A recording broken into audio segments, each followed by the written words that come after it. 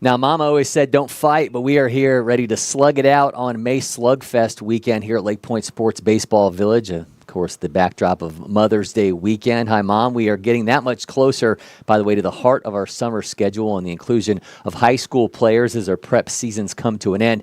But for now, youth continues to be served here at LakePoint Sports, and we've got a good one for you. I'm Cory McCartney, and we're going to have a live matchup for you between Georgia Jackets and Devine baseball from the 14U division. It's a game that includes a whopping 6 players on the rosters for those who will be in inclusion of the junior future games either last summer or this upcoming summer. I'll be joined along the way by our own Grayson Rosen with plenty more surprises along the way. We are scheduled for about a 12:25 first pitch, and we'll get to you as soon as we can with the action from the field. It is absolutely rainy and dreary here at the Baseball Village, but obviously, with these geo-surface turf fields, we are able to bring you the action nonetheless. As long as we, fingers crossed, no thunder or lightning, we will get this action underway here shortly. Now, among those players in this matchup that are going to be on the Junior Future Games rosters, we're going to get to hear about one a little bit later, and that's going to be Manny Munoz, who joins our own Jack McCartney for some dugout chatter. But for now, let's put our focus on a player who was here not too long ago,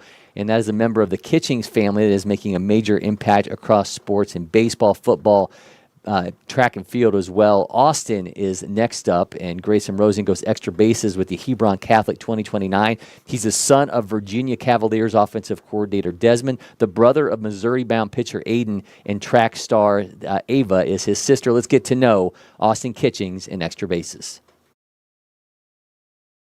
Today we're going extra bases with Austin Kitchings from Wow Factor National, one of the top players in Georgia for the class of 2029 at a Hebron Christian. How you doing today, Austin? I'm good. How are you? Doing good. We're going to waste no time and go ahead and get started here. So you're no stranger to LakePoint. You've played here a number of times, but now you're heading into your high school career soon, and you kind of start to get the eyes on you every time you step out on the field. What's your goal when you're stepping out on the field? What are you trying to put on display? Yes, sir. Obviously, the main goal is to attack, is not to hold back, leave everything I can on the field, and leave it up for the glory of God to just come in and take over after all I can do. That's fantastic. Well, you have an extremely athletic family. Your dad's a former NFL wide receiver and the offensive coordinator for Virginia. Your brother was a 23 future gamer on his way to Mizzou. Your sister, a Nike Indoor National Champion in long jump, back-to-back state champion as well. And then there's you, the youngest. Yes, sir. How beneficial has it been to be surrounded by so much athletic talent your whole life? It's been amazing, man.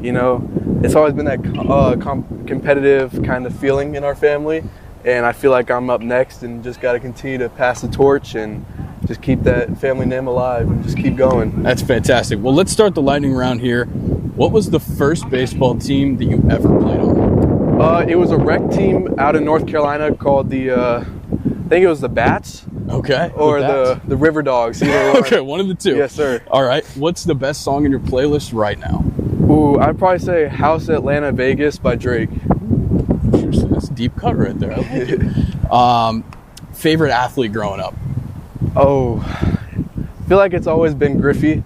Ooh, okay. Always. And then on the football side, really any receiver I like to watch. Any of them. Just really Griffey kind of stood out to me the way he played. What's your World Series prediction? For this year, I think the Dodgers will get it. Okay. Final question. We talked about your talented family. Out of the 3 Kitchings kids, who's the best athlete? I think I'm the best athlete. Okay. Yes, so Aiden, Ava, watch out. Austin's up next, like you said earlier. All right, well, Austin, thank you for the time today. This was awesome. Thanks. You're going to see him me. a whole lot more this summer, and keep it here on LakePoint Sports. I don't know what you did, but you have blood on your... Great stuff from Grayson there. Of course, you'll be able to catch extra bases all year long here as we continue with action across our upcoming baseball schedule. Now, the on-field action is just part of the offerings here at LakePoint Sports, where we effort to provide a best-in-class experience. That includes access to testing and player performance data that is redefining evaluation and recruiting. Curve Test Center, located here on campus, gives athletes an unprecedented look at how they measure up through its ball, body, and brain approach to testing. Let's go inside the Curve Test Center.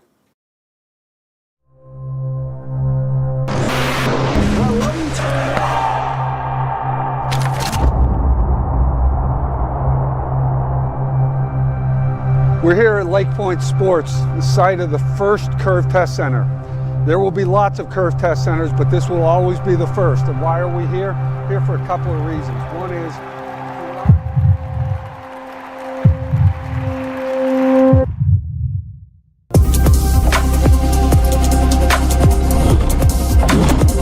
if you think about the effort players are spending trying to get coaches to notice them, the effort coaches are spending trying to figure out who's actually any good, the poor parents who are sitting there saying, where's my kid headed? This is the answer for all that.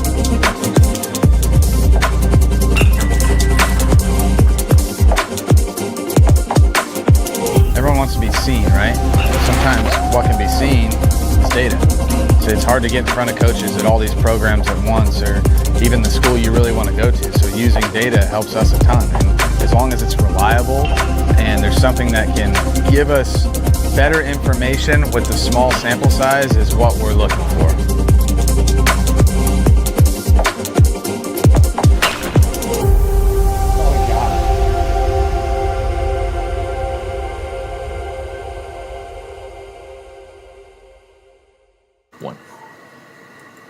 Test your athletic, cognitive, and baseball skills with TrackMan, Proteus, and more. Visit the bubble or sign up now at curvetestcenter.com. Don't miss this chance to level up your game. Still waiting to bring you our starting lineups presented by the Windscreen Factory. But until then, let's go off to a very rainy Field 10 here at LakePoint Sports, our championship field, as we look at the pregame preparations for this team. You see the water just falling down on the nobody out there right now, but you can still see the puddles gathering. There we go. We got an umbrella, so they're bringing our action. See Jack McCartney over there on that one shot, interviewing Manny Munoz from Georgia Jackets. So looking forward to that dugout chatter that will bring you that a little bit later. But we're going to take a break here with our audio in studio, and hopefully be bringing you those Windscreen Factory starting lineups and more as we get ready for first pitch from the May Slugfest.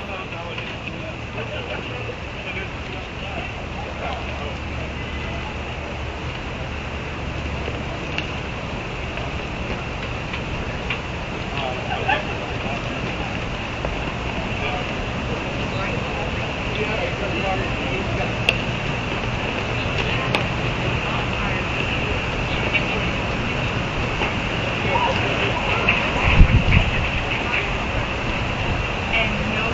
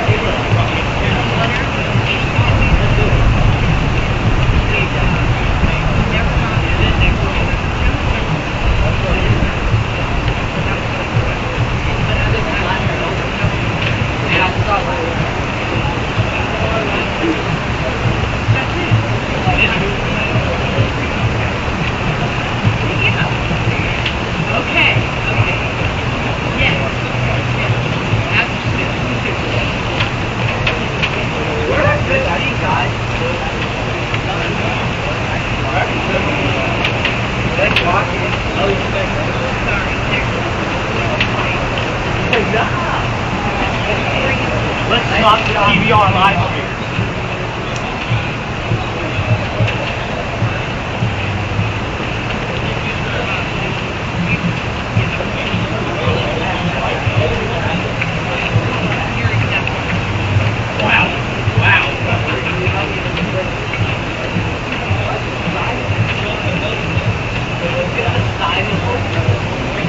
Oh, there's like cameras. Good thing I'm not playing. I'm going to wait, you like put me in front of the camera. Do that, Kai, tell me if you can see this. Ready? Oh my god. I didn't see. No, you gotta go further. Oh, okay. I think it's the other one. No, you can't. Oh, it's the little one. Where? This one? No, wait, no, it's not. Yes, it is. No, it's not. I don't see it. Yo, it'll probably show. It's hard to see. Oh, yeah, okay. Is Eli in front of it? Is it showing our team? Oh. No, it's showing this. Oh, it's delayed. It's this. It's just delayed. We're fucking stupid. This part is covering I get in it. Yo, this is the camera. Yeah. Hey. Oh, that's my little range. It's just a little delayed. Angle it up. I'll walk in front of it though. They just put the whole camera. Yo, it's trolling the camera. Don't put it out.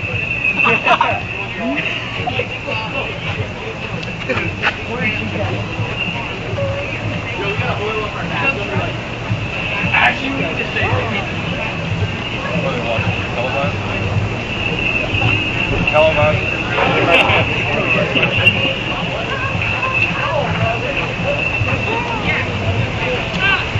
I heart it is.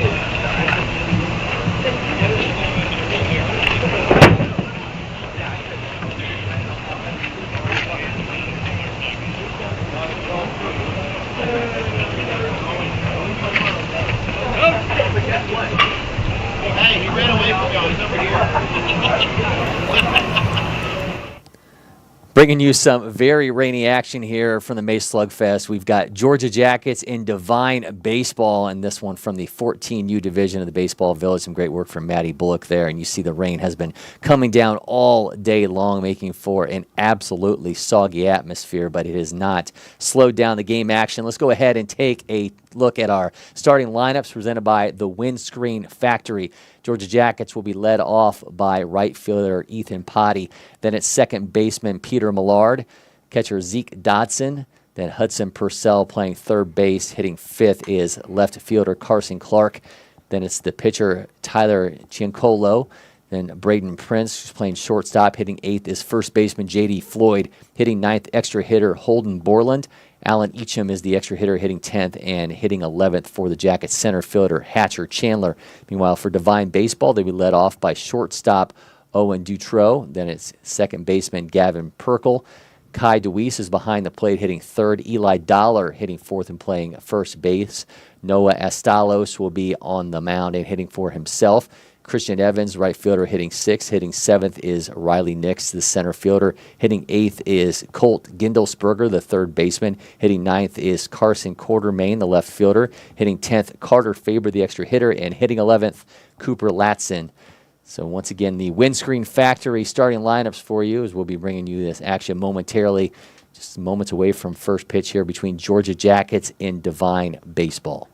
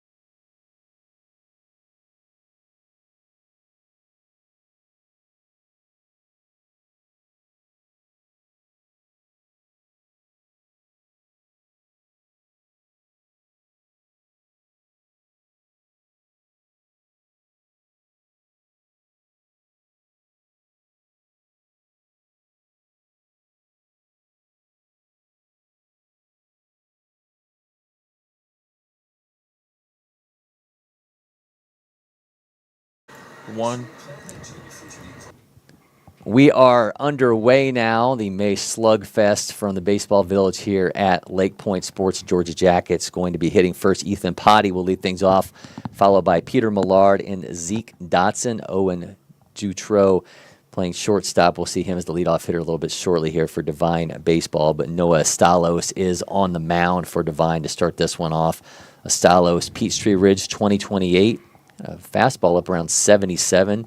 Changeup around 67 to 70, curveball 60 to 64. Sixth prep baseball event for this Peachtree Ridge 2028.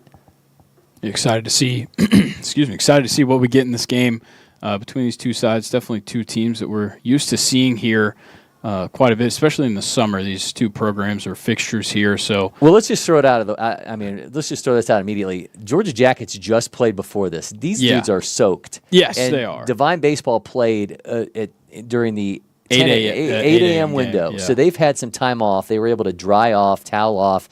I didn't see what uniforms. They may have even changed to the secondary uniforms. I'm not sure if they switched. I don't think they switched unis, but Georgia Jackets are soaked. Yes. And now these kids have to go out there and play another game. So that is definitely going to be a factor with some waterlogged uniforms and some soaked shoes as these Jackets players are getting ready for their back-to-back here. And we now got a 3-0 count here to Potty. Yeah, we're going to see a lot of, toss the ball away, get a new ball every single time one hits the ground. It's going to be a lot of that throughout this game. So kind of expect things to maybe move a little slower than anticipated, but Georgia Jackets off to a good start here, getting the first runner on. Yeah, Ethan Potty, a Mount Perrin 2029, is among the players in this game who is locked in for a spot in the 2025 Junior Future Games to end their summer. So there's a number of players on this Georgia Jackets team that are in that position. They have 4 in all who are locked in for this summer. So you got Carson Clark, Manny Munoz, who we'll hear from a little bit later in his interview with Jack McCartney.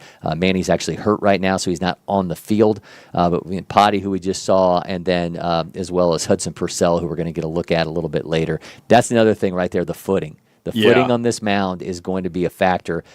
Guys sliding and going across the bag. I mean, you're going to see some oddities today here because this weather is going to be a factor, and it looks like it's going to be raining up until almost 2 o'clock today, so it is not going to let up at any point. So hopefully these guys can weather this, pun intended, as we roll along here in this game from the May Slugfest. Yeah, you can see from that view that it just showed that it's coming down pretty well right now. So keep in mind, pitcher kind of making sure he's got his grip on the ball, making sure that ball is dry. It's going to be another factor. A ball and play on the infield, when that ball comes into your glove and it is soaking wet, it is really tough to get the right grip on it and make the play. So a lot of potential for errors, but we'll see if these two teams can try and keep it clean. So Avery Hunt, who is typically on these broadcasts with us, is currently in South Carolina getting married, and he and I had the conversation last week when it was raining during that broadcast. That one, throw down to second base is in plenty of time, but gets away from the shortstop as he cuts over, and we'll now have Potty at second base. Asking him as the guy in charge of these tournaments, at what point does it start raining too hard if we don't have thunder and we don't have lightning for you to keep the guys out there? And he said there's really no hard or fast rule. I mean, it's just as long as guys are pouring. Yeah, as long as guys can hold on to the ball, as long as they're not losing their grip on the bats. But he gave the funny story that at the beginning it used to be if they could stand out there and show the coaches and the players and the parents that, well, the workers are out here, so it's not as though we're just making these guys suffer through it. That one's going back. You saw the water just spitting off the netting there. You don't see that often. No, you don't. But it has absolutely been coming down. I mean, it's one of the luxuries of these geosurfaces fields that we can play through this kind of weather. Definitely. But you're also asking guys to play through weather that they don't typically have to play through, because most of the time when these guys are playing in games, it's going to be, you know what, it's too wet for us to be out there. We don't run into that issue here unless we got thunder or lightning. Another walk. Not too sure if we can attribute this one to a wet baseball just yet, but a good start nonetheless for Georgia Jackets. We'll see what they can get rolling. All right, so back-to-back walks as Potty and Millard are aboard, and here comes catcher Zeke Dotson. Dotson was part of the Junior Future Games proceedings last summer. We'll see if he makes a return here in 2025. Dawson County 2029. Kind of lost that one up there on the mound, and good block right there by the catcher. He's already done some good work so far in this game behind the plate for Devine. That's Kai DeWeese behind the plate. Dotson, 6'3", 183-pound, 2029. Yeah, he's actually who was in, if anybody caught that little reel we ran, he is the one that was hitting in that. And yeah. He's got a good head of hair as well. Sure does.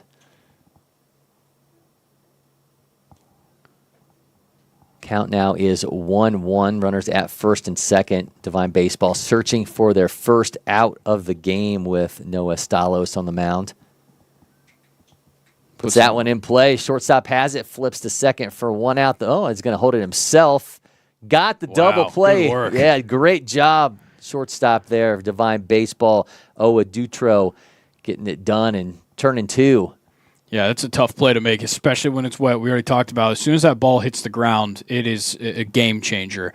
And making that play and then taking it yourself as well, that's great work right there by Dutro at short. Yeah, you don't often see the shortstop holding it themselves, and especially in wet weather like this. And typically, just make that flip to second. But Dutro does it himself, and now 2 down in the inning. Yeah, Stalos got himself a lot of help right there on the mound after giving up those 2 walks to start. Getting that double play is absolutely huge for him. I mentioned Hudson Purcell, another player who will be at the 2025 Junior Future Games, and he is now up the Wesleyan 29. Yeah, certainly a explosive start to this lineup, considering all the Junior Future Games talent. Well, I think you mentioned it. Georgia Jackets are a fixture here. Yeah. We saw last summer the number of players that they put onto the future games. Chip Gligorski, Gino Goralski were both part of that.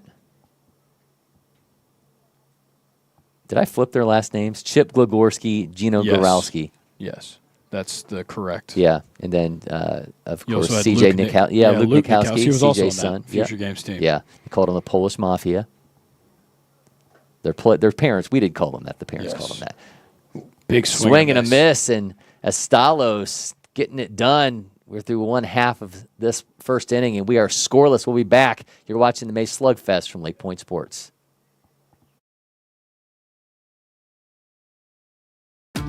The Windscreen Factory, more than just windscreen. We're a full-service sports facility contractor. We manufacture windscreen for sports and construction, do fence repair and installation, and fabricate field netting and batting cages. In addition to manufacturing the products, we also install upon request. We make safety padding for backstops, rails, and walls, as well as full-service print shop with logo, branding, and signage capabilities. Please call us for a quote today.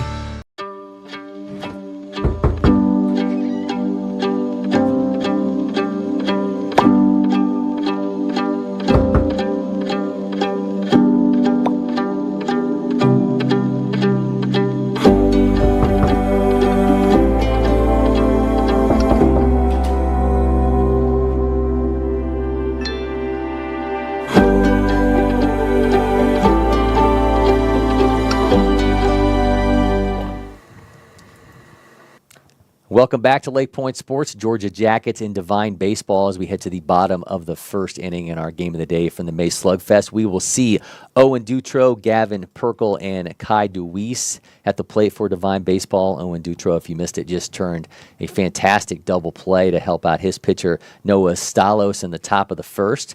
Georgia Jackets are going to have Tyler Ciancolo on the mound. Ciancolo, North Forsyth, 2029. Got a fastball up around 76 for him. There's a throw out from second. Zeke Dotson's a monster behind the plate. Yeah, I believe that if you guys saw the behind the plate umpire footage from the Prep Baseball Youth Cup, I believe he was the catcher. Now that I'm seeing his helmet, he has stickers on there, and I remember seeing those in the video. I believe that's who it was. It was Georgia Jackets versus Houston Wildcatters, I believe, on that GoPro footage. Got a catcher velo of 75 for Zeke Dotson. It's impressive at a young age, for sure. I mean, he has put together 6'3", 183 pounds, as I mentioned. Got a pop time that's right around low twos. Skies that one. And that's going to go foul. Yep, so the AB will continue for Dutro. Yeah, Dutro got some good barrel on that one, just way under it and way early.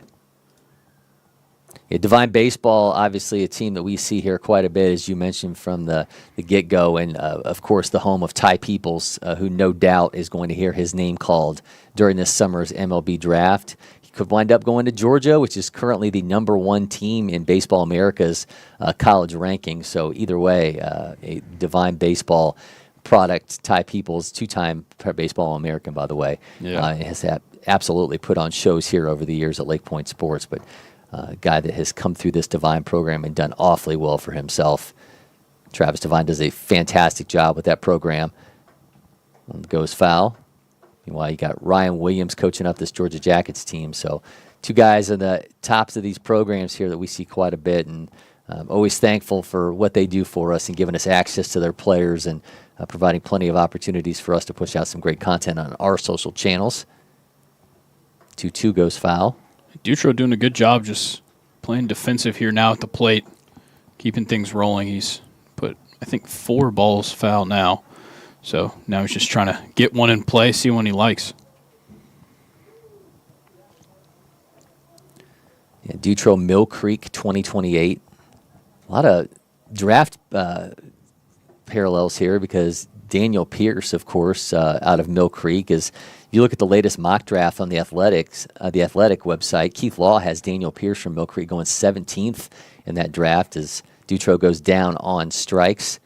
It's always a fun process when we watch the MLB draft from our vantage point because there's so many players that we end up seeing getting drafted, either guys that are immediately just played here as frequently as last summer, or guys that went through their college careers, and guys like Chase Burns a year ago, Chase Petty in past years, guys that have gone on to collegiate success, and then we end up seeing them drafted. But so always those high school guys that we just had these relationships with, that we just had these connections with here on campus, to see them. Of course, the one everyone's talking about, Ethan Holiday, the #1 player in prep baseball's rankings.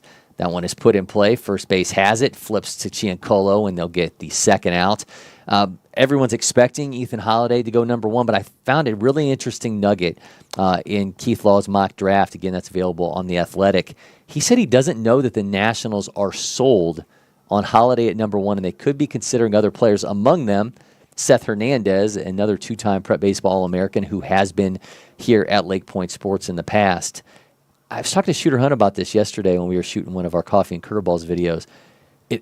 If you tell me that a team is, and Seth Hernandez is a fantastic player, if you tell me somebody is trying to talk themselves out of Ethan Holiday, it almost feels like they're trying to make things more complicated than it needs to be in this draft. Yeah, I think that happens in just about any draft. We hear it all the time where, when we get into those couple months right before that draft's coming up, it's like, how can a team talk themselves out of this pick? Yeah.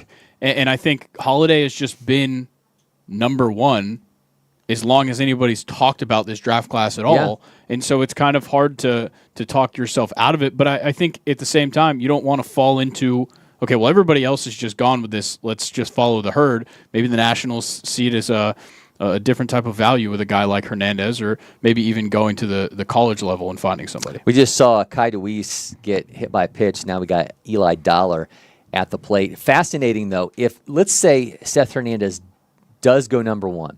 Since they started this MLB draft in 1965, there has never taken off for a second. That was going to bounce into center field and will easily take that bag. Since they started the MLB draft in 1965, there has never been a high school right-hander to go #1 overall. That's so crazy. Isn't that insane?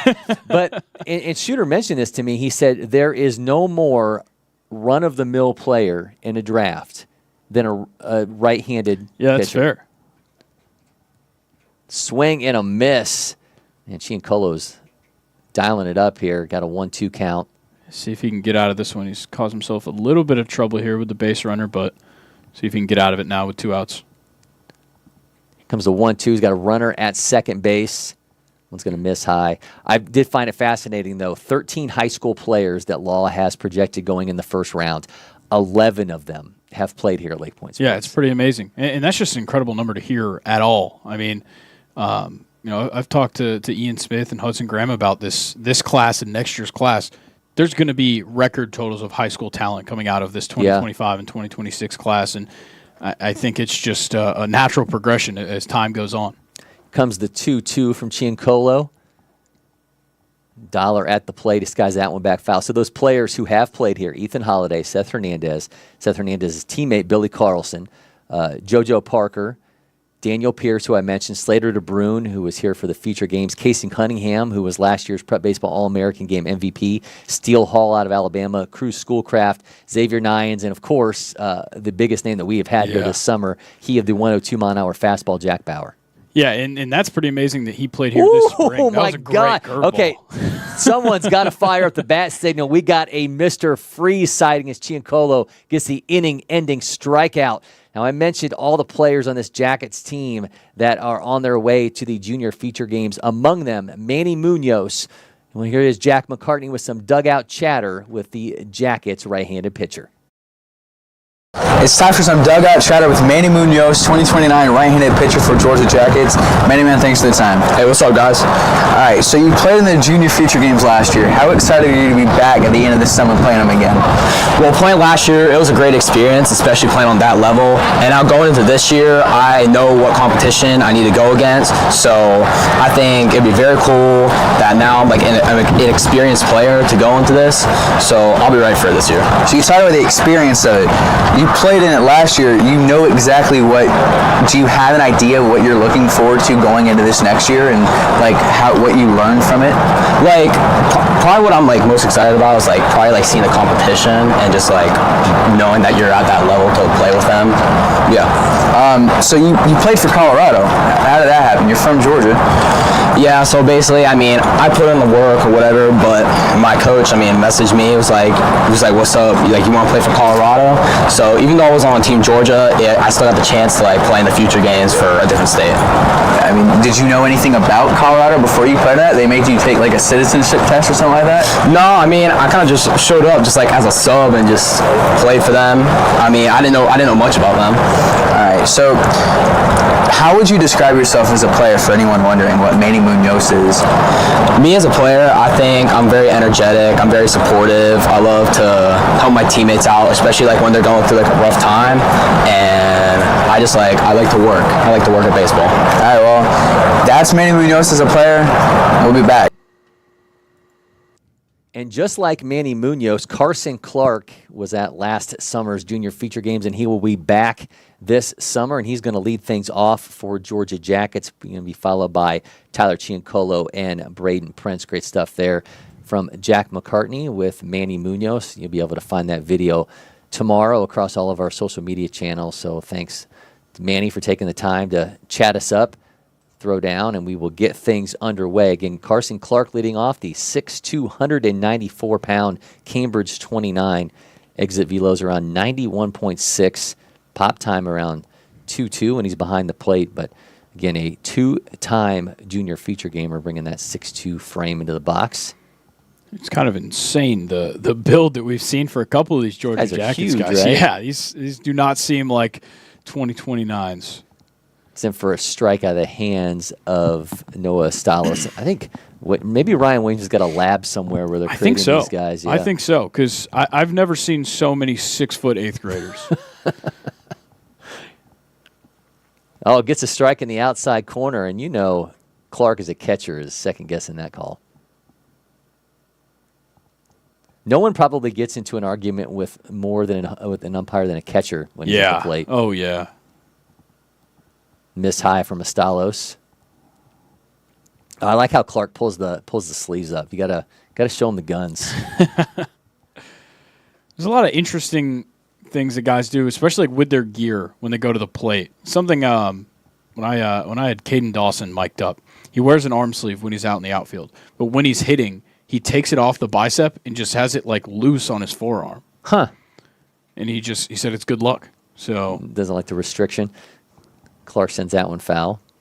Well, no sport gets superstition done quite like baseball. Yeah, that is for sure. Yeah, famously, Turk Wendell was a pitcher for the Mets and the Cubs at one point, and he would eat black licorice in between innings and then would have to brush his teeth as well before he would go back out and pitch. That's excessive. Yeah. Brushing your teeth before you go out to pitch is crazy. But think about the missed marketing opportunities like Oral-B or Crest or somebody could have got on board with him. Oh, yeah. I'm not quite sure who the main force is behind the licorice market, but I think everybody missed it. And it was black licorice. Like who like no one even like that's like the yeah. The only thing I can think of that is black licorice, it's like the candy coated black licorice is good and plenty's. Yeah, well, Twizzlers, right? Twizzlers is like I'm sure they make black, but I don't even think I've ever seen. It. I don't think I've ever even seen black Twizzlers. No, I don't think so. Yeah, it's just always the I think it's always like special, like a lot of times like craft candy brands and stuff. Yeah, that'll sell the black licorice. I don't know. I don't buy it. I always just thought it was like a Halloween thing, the black licorice. I think it's a year-round thing. I mean, I have family members that are fans. I got family members that'll eat some good and plenty's. I think they're awful. They are neither good nor plenty as far as you're concerned. Well, there's plenty of them because I'm not going to touch Well, them. that's right, yeah. Good scoop there on the mound. You got to be careful of that. If you're the catcher, you got to be getting the ball into your pitcher's glove. You don't want to get wet on the way. Yeah, out. I mean this is when you need clean across the board. Yeah, there you go. Last thing anybody wants is a ball that's going through that turf. It does drain well, but it's still going to hold moisture and get that ball wet. Yeah, I mean you're never going to be able to avoid any of the water that's on the top of the turf.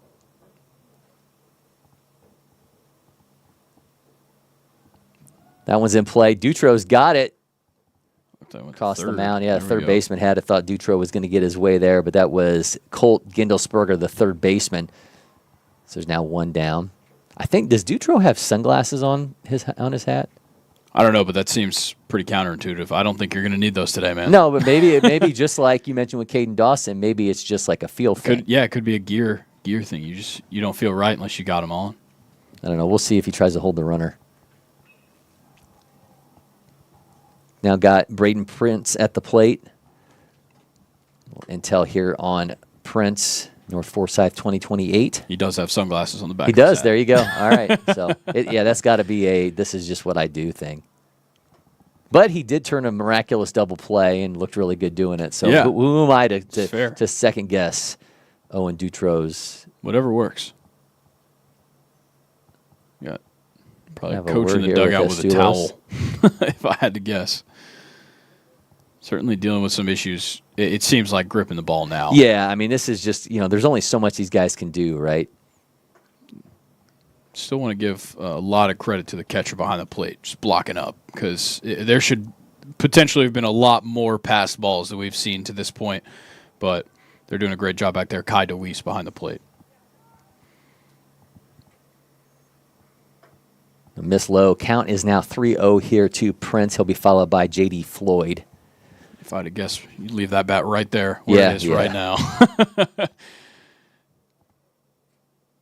With weather like this, no reason to give it an offer. Yeah, he's going to draw himself a walk, so a one-out walk.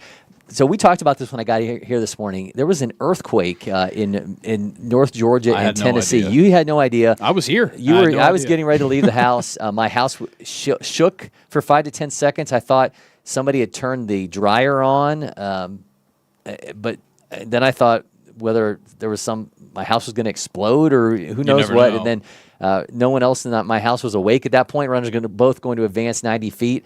But then I saw on Twitter guys like AJ Styles, who we had his son AJ here, who's now, I believe, playing at Kennesaw State now. I think so. Yeah. I believe, going to go to Florida Atlantic, but now he's at Kennesaw State. But he at least backed me up, so I did not feel like I was insane. So other people did feel that. You didn't, but other people did. Me and our producer, Mason, neither of us knew that it happened until we heard other people talking about it. Floyd rips this one 83-8 off his bat. Good stop there at first. Makes the play at first, but a run does score for Georgia Jackets. So Floyd gets a job done, but nice play defensively there at first base off that hard hit ball. So now 2 down here in the inning. Yeah, good work just being patient in this inning for Georgia Jackets to get that first run up on the board. That's ever so important in a game like this, to just score runs at any point in any way you can. In steps Holden Borland. Holden is playing. Looked like it hit off the brim of his helmet. I don't think I've ever seen it hit the top of the brim of his helmet. That's what I get for glancing down momentarily. So the South Forsyth 2029. You missed an oddity for sure. All right, he'll be on first base. Yeah, we do have the luxury of going back and watching these games. We're going to be adding some instant replays as we get a little bit further into the summer schedule, but I'll have to go back and check that one out. Looks like Alan Eacham coming to the plate now. Catcher's going to give the sign.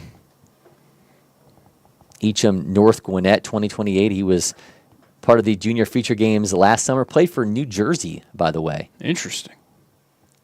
It does happen. I mean, as Manny Munoz was talking to Jack about, he played for Colorado last summer. So you never know. Some of these teams, they're not able to field a full roster, so they'll come to people like Hudson Graham at Prep Baseball Georgia and say, hey, can you add a couple players for me? And they'll look to guys that they know or maybe just on the cusp of making their junior feature games team and throw them. We had that last summer with Neelan Holsey, a catcher from Rockmart who ended up being a catcher for Nevada. He had never been to Nevada. I do not know if you have to take state entry exams when you're going to play for these additional teams. But I don't think so. There was plenty of times where I was up in the scout tower with Ian or Hudson up there with me, and you just see different scouting directors from different states be like, hey, can you get me a guy to pitch tomorrow? Yeah, exactly. Well, especially a catcher, right? I mean, you think about, you can only bring so many guys with you, and I've always said this, that there is no more daunting position for a showcase environment like that than being a catcher, because when you have all those college scouts back there, 400 plus that we had at last summer's feature games, those dudes all want to just fire up the radar gun to wow those scouts. And to be the catcher that has to deal with that, and then you got to learn these guys' secondary stuff in minutes. That's a process. So Estalos walked Eacham, and now we got the bases loaded. They had a quick mound visit, try and calm him down a little bit. He'll now deal with Hatcher Chandler, Alatuna 2029, first baseman and left-handed pitcher. He's playing center field, though, for Jackets today. Guy who's all too familiar with being here at LakePoint Sports. Been playing in tournaments here all the way back to April of 2022. Wow. That's a long time.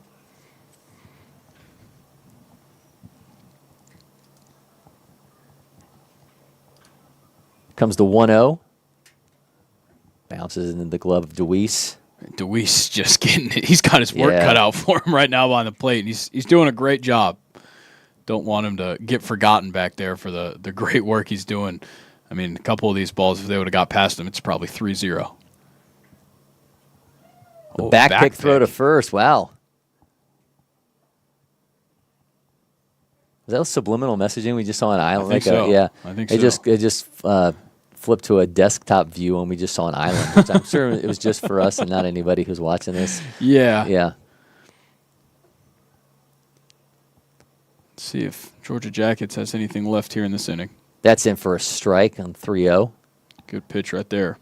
After Chandler, it's back to Ethan Potty in the top of the order.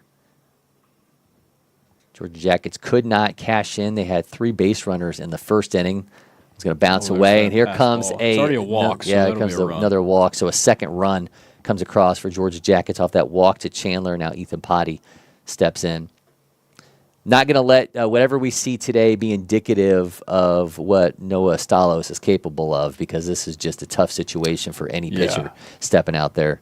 It is definitely some brutal weather to be pitching. I mean, earlier it was, and I think it probably still is right now, it was kind of like raining sideways. I mean, there was not a lot of good places for cover from the rain. So, having coached in the past, you as well, didn't really have to deal with a lot of situations where you would play in weather like this. Mm-hmm. So when you're dealing with pitchers in a situation like this, as Potty rips that one into right field, and that's going to be down for. Oh, did he catch that? He did. Wow, what a catch in right field. Christian Evans to the rescue. But Georgia Jackets lead 2-0. We'll be back as we pick up this conversation and more. You're watching the May Slugfest from LakePoint Sports. Next. Next. Stop. You got it? No. Keep going. Again. Next. Next. If you don't pick one. Oh, you have time. Am I keeping you from your job? Next. I don't even know where I am anymore. Stop. Do we finally have it?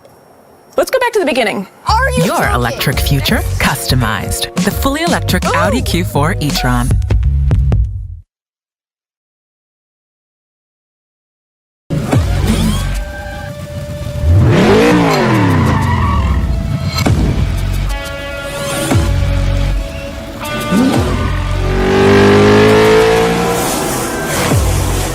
Making every second count. That is how I live. And this is how I hydrate. Body Armor Sport Water. Water for the athlete in all of us. This is ready to go online. Any questions? Yeah, I got one. How about the best network imaginable? Let's invent that. That's what we do here. Quick survey. Who wants their internet to work pretty much everywhere? And it needs to run smooth, like super smooth. Hey, should you be drinking that? It's decaf. Because we're busy women. We don't have time for lag or buffering. Who doesn't want internet that helps AI do your homework even faster? Come again? Sorry, what was that? Introducing the next generation 10G network, only from Xfinity. The future starts now. Welcome back to LakePoint Sports. We are back at it. 2-0 is the lead for Georgia Jackets over Devine baseball. This matchup from the May Slugfest. Noah Estalos is going to be at the plate now, facing his opposing pitcher, Tyler Ciancolo. Estalos hitting for himself in this one. He'll be followed by Christian Evans, who just made that great play in right field to end the inning, and then it's center fielder Riley Nix.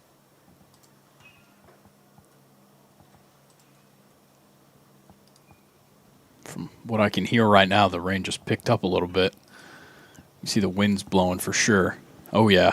Shortstop has it, throws in time for the out. You can see it's starting to spit even harder now. Like I said, it's kind of raining sideways. We've got some pretty strong wind out here to join that rain. So yeah, it's nasty out. I mean, there's really no other way to put it. It is absolutely nasty, and I feel for these guys out here playing. Thankful we are undercover here in our studio and not out there dealing with the weather. That one misses high.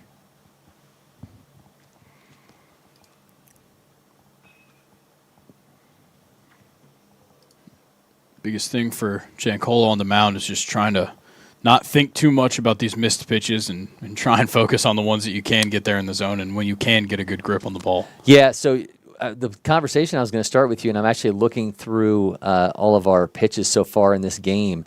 There has been 2 breaking balls thrown, and that's it amongst these 2 pitchers. Everything else has been a fastball. And you got to think, when you can't grip the ball in this kind of an environment, the last thing you want a guy doing is trying to rip off a curveball or a slider. Exactly. I mean, all fastballs and changeups, and just stick with it. Yeah, you certainly can't afford, even with nobody on, you can't afford, a hit by pitch here in this scenario, and you definitely don't want to be giving up bases. That was he almost had that bat standing straight up when he let go of it. But yeah, you definitely don't want guys advancing. So you just got to play it safe, which sometimes it's like an unfortunate scenario you find yourself in where you play it safe and then you end up getting hurt in the end.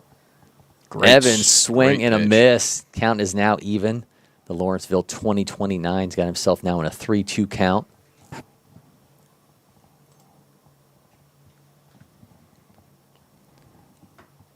Oh. Evans ropes that one into right field, and that's going to be hauled in for an out. So catch made in right field.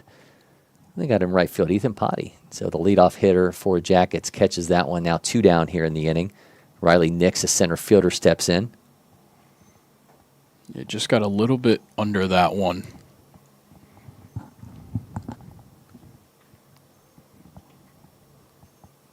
Nix, Gainesville 2028. And that one completely gets away from Dotson. Going to make him go walk to get that one. Pink accents look good on the Devine baseball uniform. Yeah, I like them. See what we get here. Nix rips that one. That's going to be down into left field for a base hit. First hit of the game from either side. Comes courtesy of Riley Nix. A 2-out single, and that will turn things over to Colt Gindelsberger. See if Devine can put something together here, too. Oh, man, almost got him out there at first base. That was a close one. You're my eyes and ears as I'm looking down at these rosters, trying to get a sense of the next player we've got stepping in. Gindelsberger, a Buford 2029 eighth baseball event for him, and that one gets away from Dotson, a real high pitch. Runner takes off for second. You got to really throw one high to get it out of the reach of Zeke Dotson. See if Riley Nix can keep moving his way around the base paths. 2 outs, so you got to try and put yourself in the best position possible, but certainly don't want to be the reason that you get out of the inning. Our umpire giving out a good yawn. 1-0 count here to Gindelsberger. That one misses high. So this, of course, Mother's Day weekend. Yeah. I think we all have those typical gifts that mom ends up getting, flowers, chocolates, like bath, shower kind of stuff, anything handmade by the kids. So I'm not going to ask you to give away the Mother's Day gift just in case. She already knows what she's getting. She already, okay. Yeah. All right. Yep. But, shoes. Yeah. Okay, well, there you go. But what is the stuff that you absolutely cannot give mom on Mother's Day? What fits that bill for you? I don't know if there's any, I can't think of anything in particular that you can't do. I feel like there are certain areas you just don't step into, though. You don't do kitchen appliances. Yes, yep. You don't That's give. fair. Yeah, I that think makes you don't sense. give away. You don't give away like cleaning equipment or kitchen appliances. Cleaning for sure. Yeah, or like fitness stuff. Yeah, That's I think one-way ticket to getting put through a wall. I mean, yes. Maybe I'm a bad son for this, but I'm putting out the requests in April. I'm requesting. What do you want? Yeah, because my mom I'm will not going to tell get me. it wrong. Well, moms don't tell you, but I refuse to get it yeah, wrong. there's a great SNL skit that they always replay during their Christmas specials that everybody else is getting all these great gifts, and mom always gets a robe. Yeah, and everybody, mom just gets multiple robes, and I feel like for whatever reason, like the mom holidays, there's always like this is what you get. It's like ties for Father's Day, right? It's like I'm not quite sure why we've reached this point that that's what you're supposed to get mom and dad for those holidays. I don't know. I think there's a lot less do's and don'ts maybe for Father's Day, because like kitchen appliance, I think my dad would be over the moon if we got him kitchen appliances. Carson Quartermain now at the plate. East Jackson 2029. That one misses high out of the hands of Chiancolo. So all the moms out there, I hope you do not get any kitchen appliances, cleaning equipment, or fitness paraphernalia for Mother's Day. Hope is a day full of love and appreciation and somebody else doing all the hard work, as that one is skied into the glove of the second baseman. That will bring an end to the inning. Georgia Jackets continue to lead 2-0. We'll be back with the May Slugfest.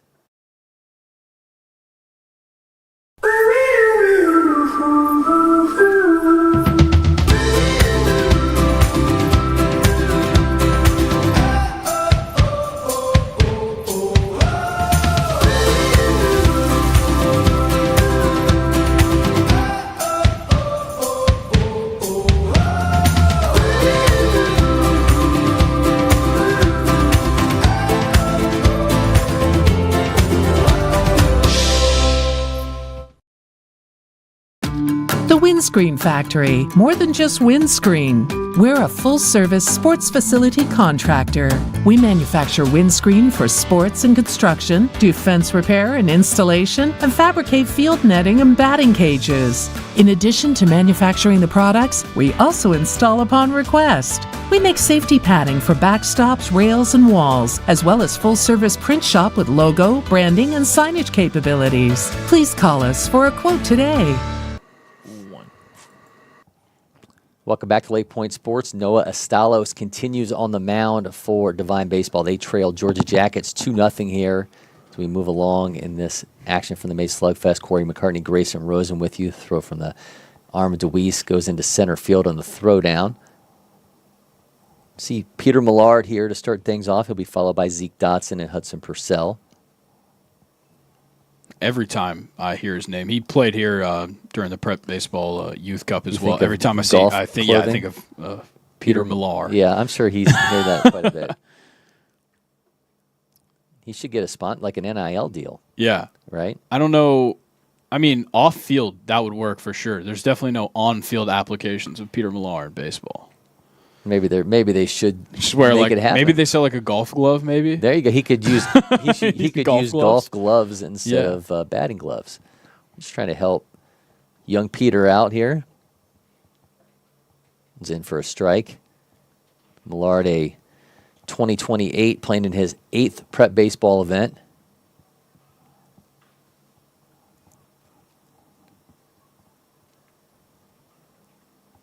Now 2-1. It seems like Estalos, and it could be a grip problem, but has sent the ball into that left-handed batter's box quite a few times. And for a strike, count now 2-2. That's his 53rd pitch, as we said here in the 3rd inning. Really surprised we don't have a towel back behind him. I know it would be soaked. Get wet. It would get absolutely soaked, but these guys got to have something, right? I think both coaches, both dugouts must have a towel because I've seen them tossing the balls over there, but you can't do it every pitch. Yeah.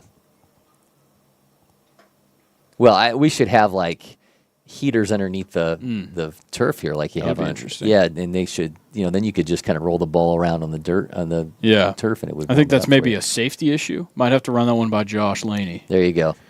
All right, Zeke Dotson, a little hip twist as he steps in. Kind of like that Dak Prescott warm up. Yeah. Dak Prescott / Marcell Ozuna, maybe? Marcell Ozuna. He's got a little bit of both. The Dawson County catcher steps in. That was going to get away from DeWeese, and runner takes off for second. DeWeese was hiding a mop of hair back there. He was, under that helmet. Dotson exit velos are on 91.1, bat speed around 70 miles an hour for this 2029. See if he can get a hold of something here. This is definitely a perfect opportunity. No outs, got a runner in scoring position. This is the time for Dotson to step up, if any. Again, he was here last summer for the junior feature games. Strike in the outside corner. He shook it. He didn't like that. So there you go. There's the catcher again. Deweese had the same thing. You get up there as the catcher and you see a borderline call and you got some feelings. We'll see if Dotson can compartmentalize that. He's got a 1-1, holds back, and that's another strike. He's facing a 1-2 count. Yeah, I don't think he held the swing back there. I think home plate umpire gave him the point to say that he did go around. So it's a little tough. You get that call on the outside edge, you start thinking about it too much, and then you go too far in a check he tries swing. to go back to the same spot, misses. A runner will advance to third, so Millard now standing at third base. And now, if you're if you're I already just lost his last name, Dotson. If you're Dotson, you just want to put something in play here and try and get that run to come in. Georgia Jackets 2 runs, though. They have not had a hit yet in this game. See if Zeke Dotson can change that. Oh, you see a little foreshadowing up the top there. 73 miles an hour off his bat, but that one's going foul. I think he's getting a little antsy in there now. Yeah. Had the tough call on the outside and then the check swing he couldn't hold back. Now he just has that runner on third base staring him in the eyes with no outs, and you want to make something happen. Gathering his thoughts as he steps in for a 2-2 count with a runner at third. Nobody out. Stalos fires. Oh, he get him on the punch out of the outside corner. Man, he's living on the edge there and gets Zeke Dotson for the strikeout, the first out of the inning. I think Dotson's going to be... And now, well, you know what? Be careful because he's got to go back there and stand right in front of that umpire. So. It's not going to be fun for Dotson going back out there. Hudson Purcell now steps in. Tries to go back to that same location, but he misses. Count now 1-0 here to Purcell. I mean, to our umpire's credit, he didn't change his spot. No, he did not. It was established. Purcell, the Wesleyan 2029, gets another strike. Stalos has found something on the outside corner. Yeah. You see the reactions from the Georgia Jackets hitters. They don't like it. But you better crouch up and get close to the plate. Yeah, he came in much closer to the plate, and he stepped into the box right there. So expect Georgia Jackets to get the read on the zone now and try and force things outside. It also kind of scares Azalos off the plate a little bit. Yeah, here comes a 2-1. Purcell puts that in play, but second base has it, throws in time for the second out, but there will now be a 3-0 lead for Georgia Jackets off that ground out. Yeah, still no hits for Georgia Jackets to this point, but they're getting it done nonetheless. They'll take the 3-0 lead as Purcell grounds out and Carson Clark steps in. I mean, obviously, I'm not trying to jinx anything or say that we will see this predicament, but if you get to the end of a game, you got no hits, but you win, how does a coach handle that? You take advantage of what the opportunities you're provided, right? Because, that's a scenario that has played out in Major League Baseball. Sure. A long time ago, but it is a situation that's played out, and I mean, it's something that. So you're talking about the Harvey Haddix game? Yes. Yeah. So that's in for a strike. I grew up with Harvey Haddix's grandson. Wow. Yeah. Yeah. We went to neighboring high schools. What a connection. Yeah. We both were Ohio State commuters our freshman year, so we actually rode to school together. Nice. We both tried out tried to walk on baseball team as freshmen. That one is down the right side. Yeah. So his Harvey's grave actually has on there with him throwing a no-hitter in a losing effort. 0-2 count now to Clark.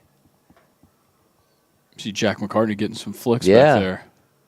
Working his craft. 0-2 count now to Clark. Tries to get back there on that outside edge, but misses. Count is now 1-2. I was going to hold to say that he missed.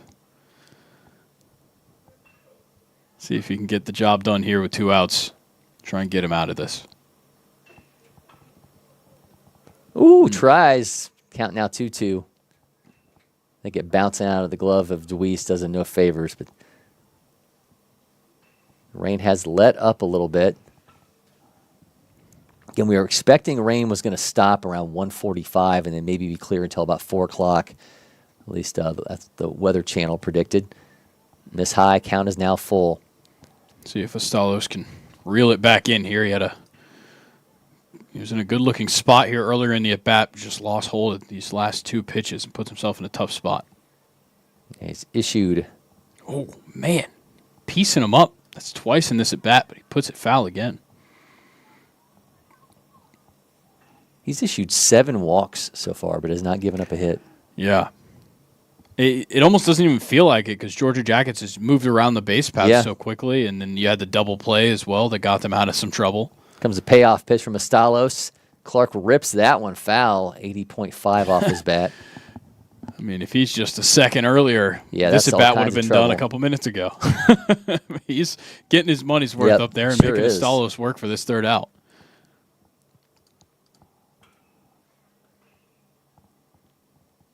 Oh, gets the punch out, man. That was a great pitch right there from Astalos. You know that's the spot. Noah Astalos owning the outside, much to the chagrin of Georgia Jackets. They have yet to get a hit, but they lead 3-0 as we move along. You're watching the May Slugfest.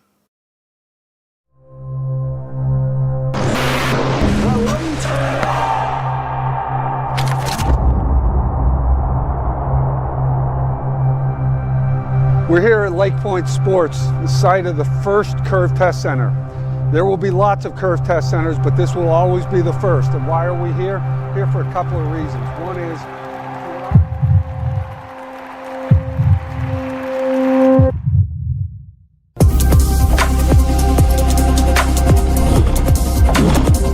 if you think about the effort players are spending trying to get coaches to notice them, the effort coaches are spending trying to figure out who's actually any good, the poor parents who are sitting there saying, where's my kid headed?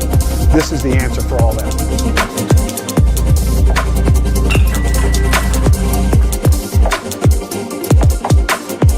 Everyone wants to be seen, right? Sometimes what can be seen is data. So it's hard to get in front of coaches at all these programs at once, or even the school you really want to go to. So using data helps us a ton. And as long as it's reliable and there's something that can give us better information with the small sample size is what we're looking for.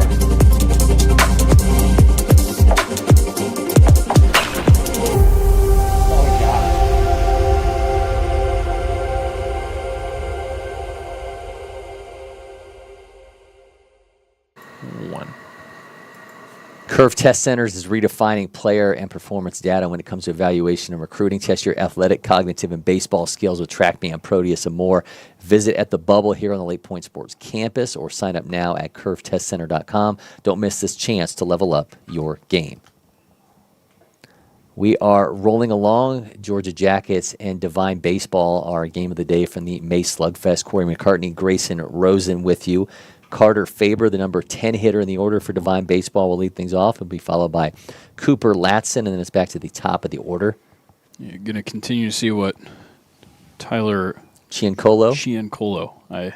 We hadn't said it in a while. I kind of just missed my pronunciation there. But, yeah, Ciancolo, we'll see what he can keep doing here. He's been able to just kind of hold things together. That's kind of been the best part of what he's done so far. It's not a high strikeout total, and we haven't really seen anything get away from him, but he's got a 0 up on the scoreboard for now, and that's how he'd like to keep it. But he hits Carter Faber, and he'll be aboard to start off the third inning, the Mill Creek 2029. And he will now be followed by Cooper Latson, the last hitter in the order for Devine baseball. Latson, another Mill Creek product, 2028. Rising Stars preseason All-State in 2024, playing in his 9th prep baseball event. Must be cold. Yeah, he's got the prep baseball sweatshirt on. Just doing some advertising for us here. Yeah. Go pick one of those up in the clubhouse store. There you go.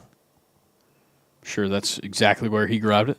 Umpire's either waving at somebody or wants baseballs. Hope he was just waving, just saying hi. Up in the Scout Tower, got some buddies up there. All right, here we go. Cooper Latson at the plate. He's got a runner at first in the form of Carter Faber, who got hit by a pitch.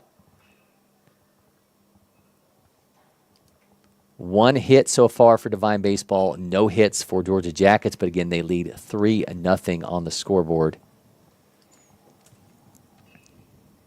Giancarlo got a really long layoff there in the top of this inning. We just saw some long ABs by the Jackets. Saw Peter Millard goes 1, 2, 3, 4, 5, 6 pitches. 6 pitches in the AB for Zeke Dotson. And then, we saw Carson Clark, a 9-pitch AB to end that inning. So drove up Noah Stalos' pitch count in that one, but they were able to get themselves a 3-0 lead. 1-2 count here for Giancarlo. Oh, great breaking ball right there. Great Huge job. Swing and a miss. Great job to get the strikeout to start things off that first out. So now still got Carter Faber on base, but Cooper Latson goes down on strikes, and now Owen Dutro, the shortstop, steps in. And off the strikeout, Dotson attempted that back pick, didn't get him, so still safe at first base. Just 1 out here in the inning. Ryan Williams coming over and taking the baseballs like a baby was being delivered. Yeah, those are precious. Do not let them hit the ground. I think the coaches are keeping the wet baseballs in the dugout and. Do you think we have like a humidifier over there, like we're at Coors Field? Yeah. Well, I mean, a humidifier would do the opposite of what we need them to do right now. Oh, I guess that's true, yeah. But it would make it temperature controlled, though, right? So they would not be, if it's cold out, they would still stay the temperature that you want them to be. But they'd still be wet. They would just stay wet. Yeah, I guess that's the whole point of what they do for a cigar. 1-1 count here to Dotson. To Dutro, excuse me. Dutro fouls that one off. Count now 1-2. If you joined us in the first inning, we saw Dutro turn a fantastic double play. Up to this point, probably the most impressive thing we've seen thus far. Yeah. Haven't really seen much else happen, but I think it'll take a pretty good moment to outdo that one. In a game in which we've seen 1 hit and 8 combined walks.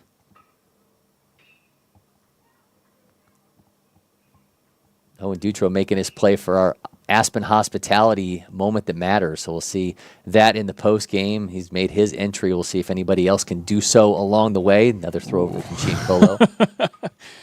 Getting a little risky there if you're Giancarlo, not even really looking at first base when he made that throw, but see what he does here. 2 strikes on him, 1 out. Swing and a miss and another strikeout for Giancarlo. The throw down, they're going to get the strikeout, throw out.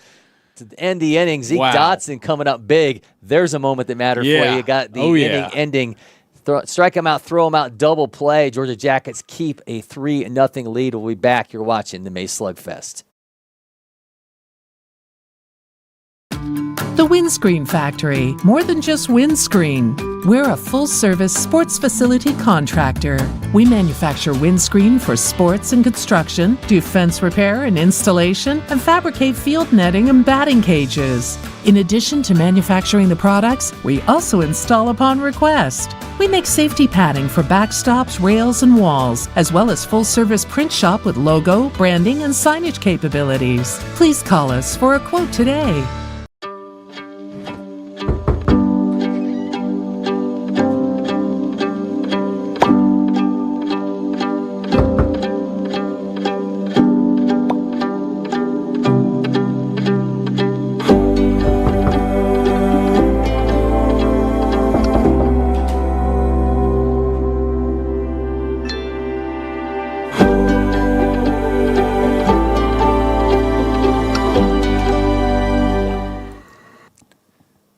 Nothing is the lead for Georgia Jackets over Devine baseball in this 14U division action from the May Slugfest. We're going to have a pitching change for Devine baseball. Noah Stalos exits for Jasper Williams. All right, new pitcher is Jasper Williams. Stalos went 3 innings, allowed 3 runs, all earned 7 walks, 3 strikeouts. Georgia Jackets still searching for that first hit, although they have a 3-0 lead, taking advantage of those free passes from Stalos. You mentioned the new pitcher is Jasper Williams, Flowery Branch 2029. 7th prep baseball event for this right-hander. Fastball up around 74, curveball around 66 to 67. Got the rain coming down pretty good right now as Williams enters the game. See how much he goes to those breaking balls that he's when we were talking about that, right? I mean, we saw very few of those thus far. I mean, that last inning for Astalos, I mean, he ends up having, ends up throwing 25 pitches in that inning, every one of them a fastball. We've not seen Ciancolo really go to anything outside of fastballs as well. So it's been a fastball-heavy affair. We've just seen a couple breaking balls thrown in this. That was very early in the game from Astalos. So we'll see. That continues here with Jasper Williams taking over, and he's going to be facing off against the opposing pitcher, Tyler Ciancolo, who got himself 2 strikeouts. Then it's Braden Prince and J.D. Floyd. Counts now 1-0 hitter, Ciancolo.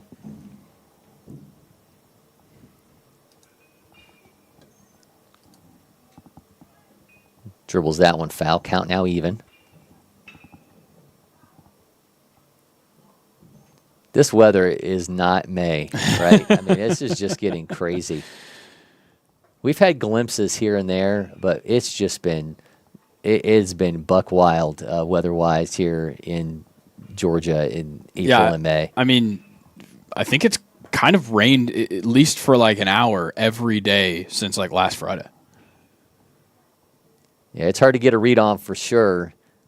I know we will be missing anything outside of just having to deal with a oppressive heat when we get a little bit further along. But yeah, like I'm not going to miss the rainy days, but I'll miss the days with like a cool breeze and it's 75 when it's 95, feels like 102. That's not fun. Well, we have the luxury of our studio having air conditioning. That is so true. That's always in our favor, regardless of what the weather's like outside. Unfortunately, there's no air conditioning on the field. That's true. That would be something. Here comes a payoff pitch. Ooh. Loops that one into left field. Is that going to drop? No, it gets away from the third baseman. Hits off his glove. I'll be interested to see, are we going to call that a base hit or are we going to call that an error? As nearly had a collision out there with multiple Georgia Devine baseball players converging on that ball. But regardless, we've got the runner now at first base. Me and Cory are not the scorekeepers, but if I had to go and do that, that's an error. Yeah, I would say that's an error, but we'll see if the scoreboard, waiting to see, they did give an error to Devine Baseball, so that was not ruled a hit by Tyler Ciancolo still. In our book, Georgia Jackets are still hunting for that first hit as they now have Braden Prince at the plate with the runner at first. It was kind of an awkward swing, too, that got it out there. Yeah. And he was really early and then kind of stopped himself mid-swing and then continued and ended up putting it in play. But really an awkward swing and pretty lucky to be standing on first base right now. Well, the scorekeeper up in the scout tower making the right call. Prince shows bunt. Count now 2-1. Showed bunt on all 3 offerings so far. Pulled it back twice. Went for it on that one. Just seemingly missed it. J.D. Floyd in the on-deck circle for Georgia Jackets. They already lead 3-0 here in the 4th. Williams with a pump fake, and this AB will continue. Gets away from him, but DeWeese stops it from going any further. Can we give player of the game just to both catchers for what they're having to deal with back there? Yeah, man, they've been going through it.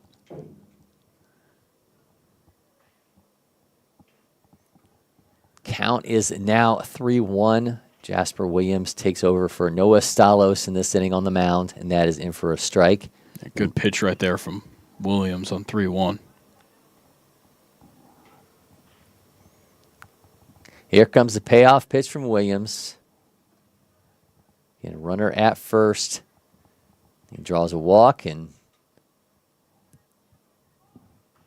that will now bring up J.D. Floyd with 2 on. Ciancolo showing off that he can slide on the wet turf. That's right. That was a perfectly timed slide right there. Is that still Ciancolo, or did we get a courtesy runner for the pitcher? I think it's still him. I think I still saw 14 out there running for himself. There you go. Don't often see that from the catcher. Owen Dutro, meanwhile, still has those sunglasses on his head.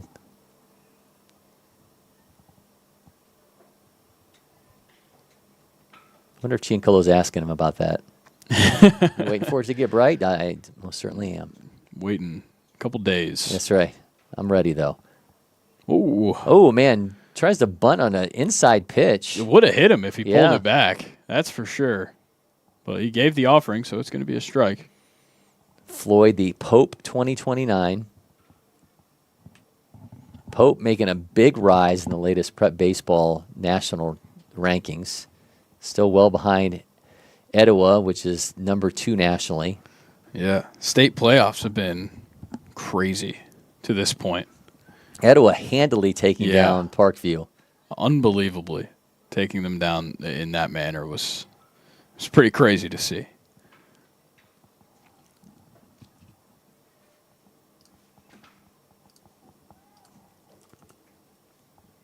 See if Georgia Jackets can make something happen here.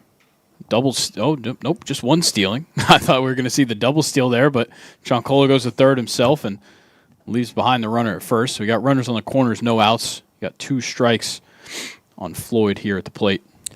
You mentioned Etowah's now going to face off against Lowndes for the second time. They played them earlier in the season. Back when we had Georgia Dugout Club, they went down to Lowndes and played them. Hits him on the leg. So now we'll have the bases loaded. Turn things over to Holden Borland. So you got Etowah and Lowndes playing, and that's going to be May 13th and 14th. And they'll face the winners of, Walton and North Gwinnett, I believe. Yeah, North Gwinnett and Walton. Walton, a powerhouse. Of course, we had them to start things off here at the GDC. Hesitation leg kick. Quite a run by Walton, being in the same region as Etowah, to make that kind of run. Yeah, Pope, meanwhile, got bounced by Houston County. So Houston County knows it has Loganville. Loganville has just been absolutely dominant. Are they 3 years running? Yeah. Unbelievable.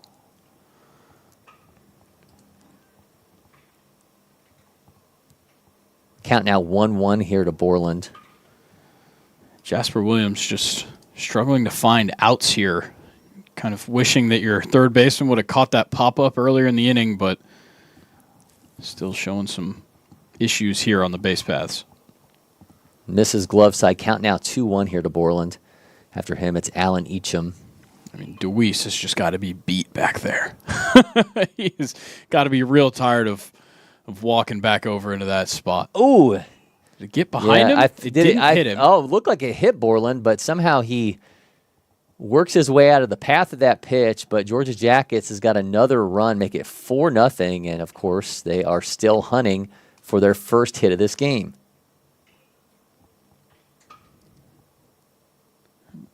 Once again, you beg the question, is it still a problem that they're not getting hits, or is it more of a, look, we're just getting what we given, and you can't really do anything about it. They're being given walks left and right, so you've had 8 walks and 2 hit by pitches. Yeah, I mean, so 10. That's how you're getting 10 on free base. Passes. Yeah. Would they rather have 10 hits? I'm sure they would rather have 10 hits. And there's another hit by pitch. There's an 11th free pass, and bases will again be loaded. He didn't get Borland the first time. He had to do it again. Yeah, well, can't get out of the way out of that one. Let's see what Alan Eacham's got. I believe he got hit by pitch in his first at bat.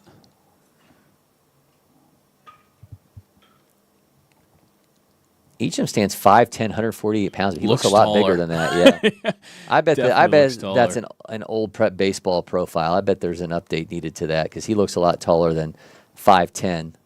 That pitch just missed outside. Makes it 1-0.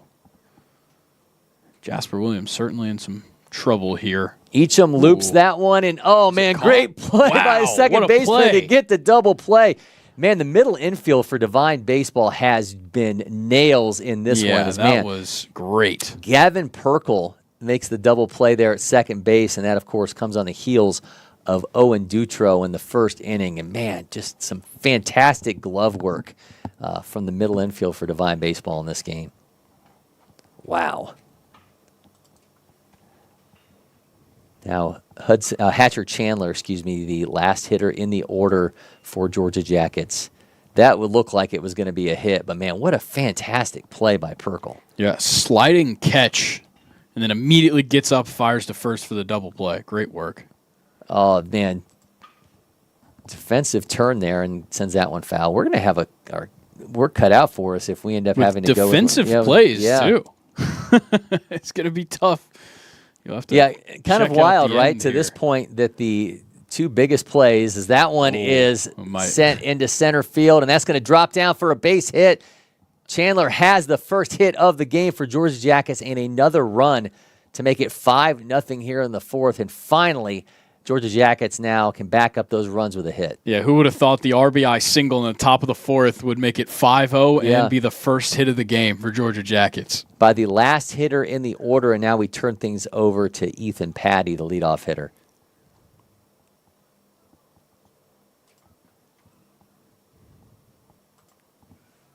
Missed glove side. Count now 1-0 as Chandler will advance to second as he still works on looping in that sliding mitt. Saw something earlier today.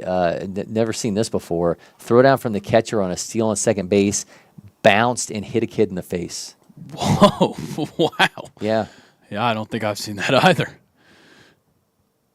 Yeah, just the unfortunate timing of it. Patty ropes that one, 85-4, rips that one, and that's going to be down. Ethan Patty making his way into second base. Here comes one run. Here comes a second run. Ethan Patty poking that one into the left field gap, and he's got himself. There's that celebration. There's the crane. Loving Seen it all week. And he is extending this Georgia Jackets lead to 7-0 here in the fourth.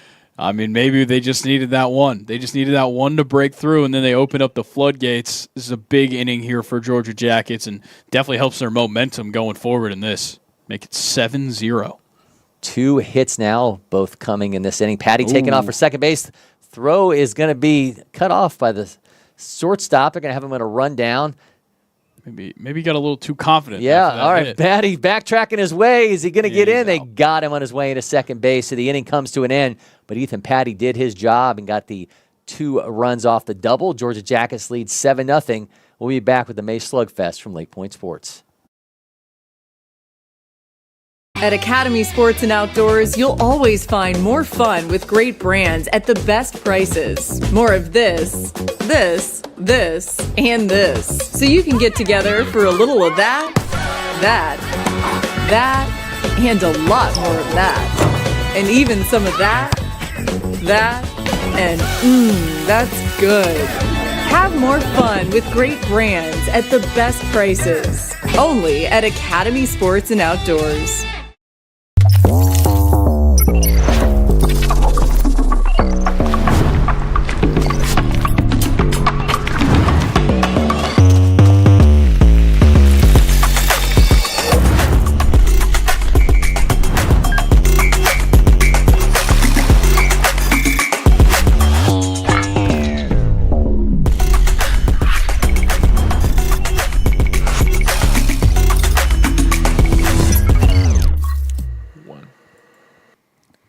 Welcome back to LakePoint Sports. 7-0 now the lead for Georgia Jackets, and we have a pitching change for the Jackets as Tyler Ciancolo's day comes to an end, and he will now be replaced on the mound by Ethan Patty.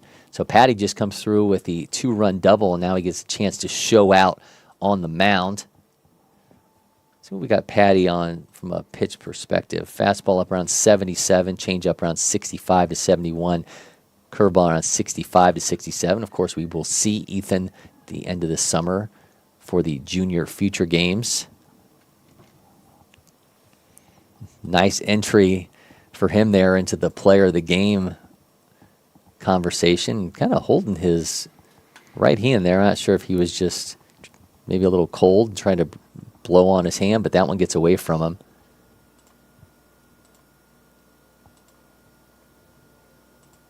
Get him a fresh baseball and see if that's any better.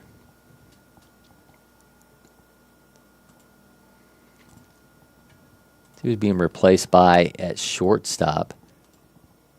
Or Patty, excuse me, was starting off in right field. That was a great would-be frame job off the pitch that bounced in front of Zeke Dotson. All right, here in the bottom of the fourth for See who we're going to have up to plate here for Devine baseball.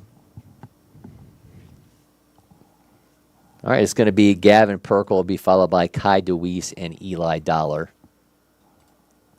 Perkle turned a fantastic double play at second base. Diving catch and then the throw over to first.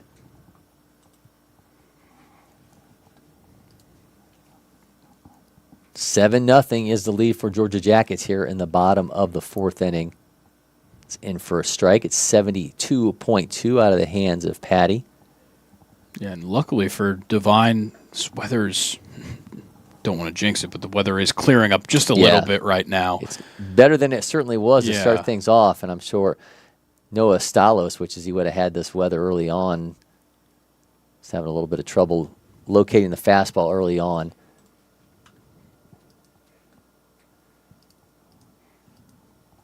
1-1 is the count.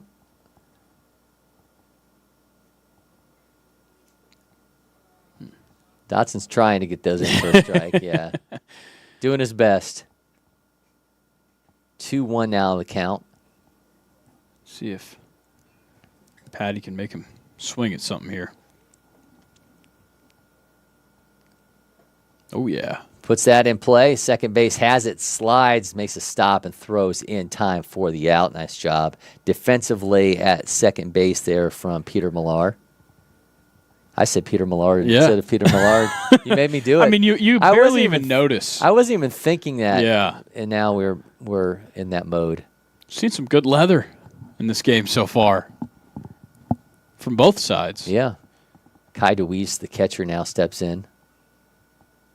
DeWeese has got some kind of like shoulder strap on. Did you see that when it cut back?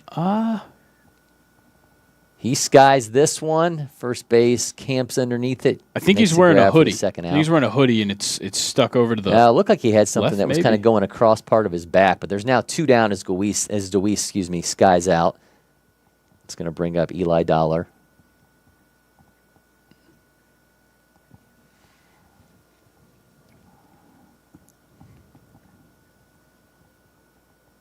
One hit so far for Devine baseball, 2 for Georgia Jackets. They're looking for anything they can get right now. Ooh. Dollar's to work his way out of the path of that one. Yeah, we've seen 1 walk issued so far by Georgia Jackets pitching. Meanwhile, we've had 8 walks and 3 hit by pitches by Devine baseball. And I think if you're looking for the difference in this game, that is certainly it. Great work by Georgia Jackets, limiting the damage and not letting the weather in this condition just totally take it away from you. Dollar skies that. Shortstop camps underneath it and brings an end to the inning. Georgia Jackets continue to lead 7-0. We'll be back with more from the May Slugfest.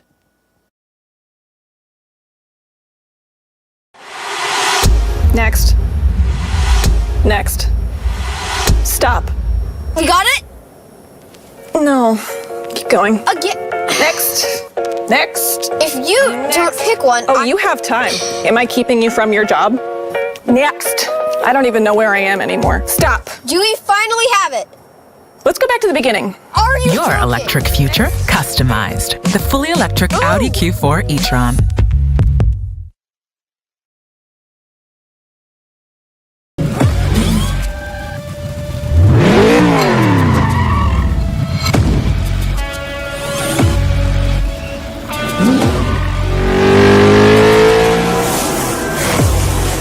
Making every second count. That is how I live. And this is how I hydrate. Body Armor Sport Water. Water for the athlete and all of us. This is ready to go online. Any questions? Yeah, I got one. How about the best network imaginable? Let's invent that. That's what we do here. Quick survey. Who wants their internet to work pretty much everywhere? And it needs to run smooth, like super smooth. Hey, should you be drinking that? It's decaf. Because we're busy women. We don't have time for lag or buffering. Who doesn't want internet that helps AI do your homework even faster? Come again? Sorry, what was that? Introducing the next generation 10G network, only from Xfinity. The future starts now.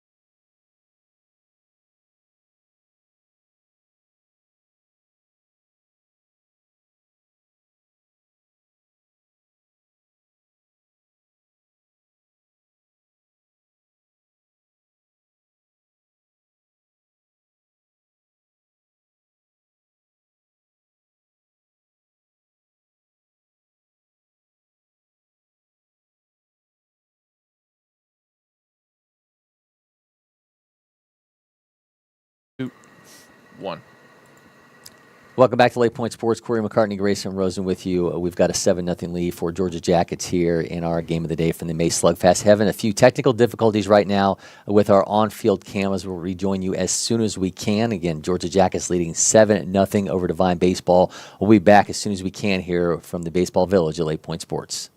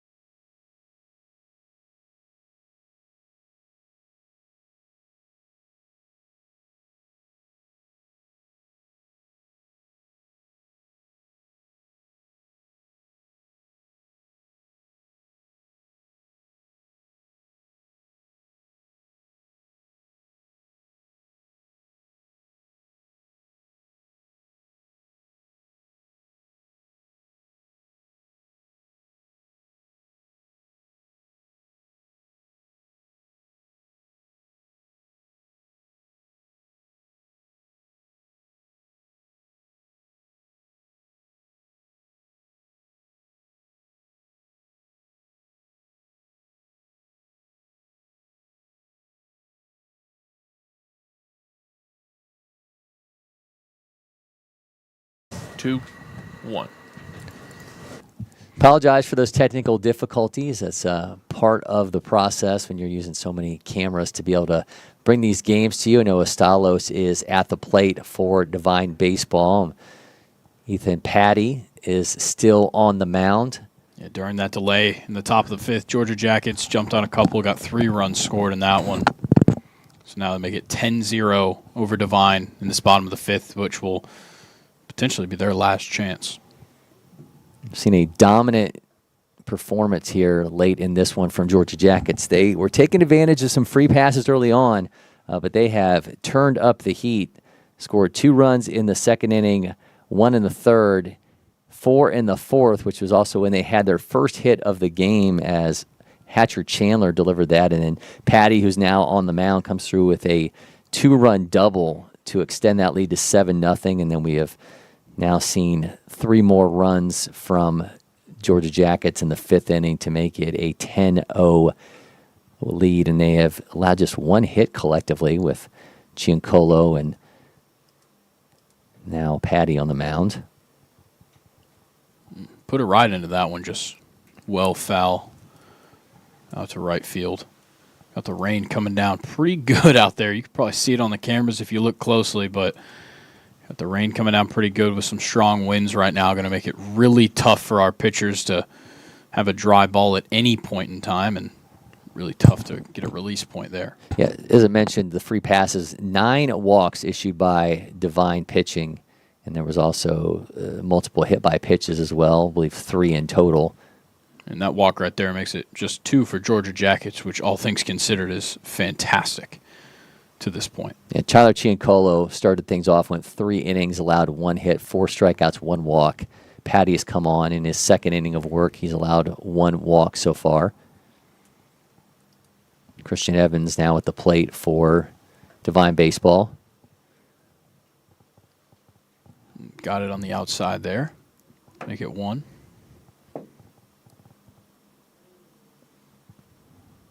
Evans going to be followed by Riley Nix, and then it's Colt Gindelsberger.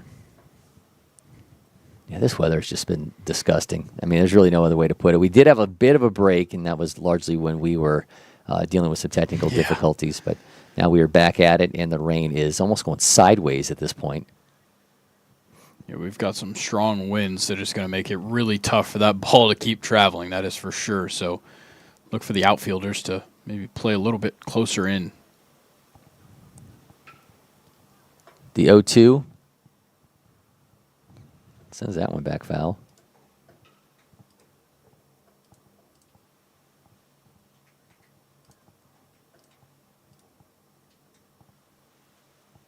It's like all of our cameras are now back up and operational, so that's good news.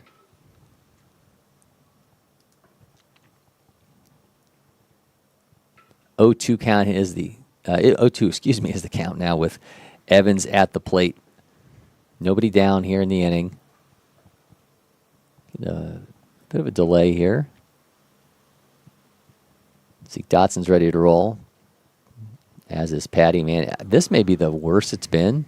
Yeah, it's coming down pretty good right now. Dotson setting up on the outside. That's now going to make it 1-2. You start looking at the clock, got about 15 minutes of game time, but that will not matter if Devine can't get on the board down 10-0. Run rule in order.